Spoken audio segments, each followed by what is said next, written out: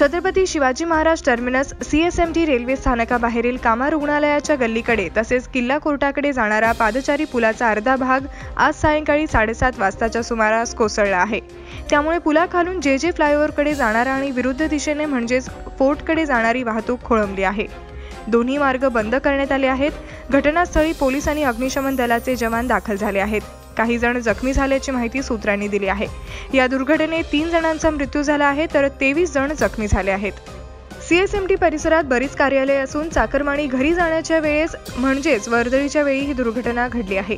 Elphinstone railway स्थानकावर झालेल्या भीषण दुर्घटनेनंतर ही गंभीर घटना घडली आहे। 10 ते 12 लोक जखमी झाल्याचे सांगण्यात येत आहे। अग्निशमन दलाच्या 5 गाड्या घटनास्थळी बचाव कार्यासाठी दाखल झाल्या आहेत। दरम्यान या दुर्घटनेत 2 महिलांसह 3 जणांचा मृत्यू झाल्याची माहिती मिळत आहे। अपूर्वा प्रभू, रंजना तांबे आणि जाहिद सिराज खान अशी या दुर्घटनेत मृत्युमुखी पडलेल्यांची नावे आहेत।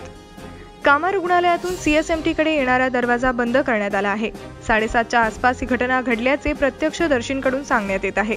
जखमींना सायन, सेंट जॉर्ज आणि GT रुग्णालयात उपचारासाठी दाखल करण्यात आले आहे। या पुलाजवळ अंजुमन इस्लाम ही शाळा असून अनेक जण कार्यालयात आणि रेल्वे स्थानकाकडे जाण्या-येण्यासाठी या पुलाचा वापर करतात।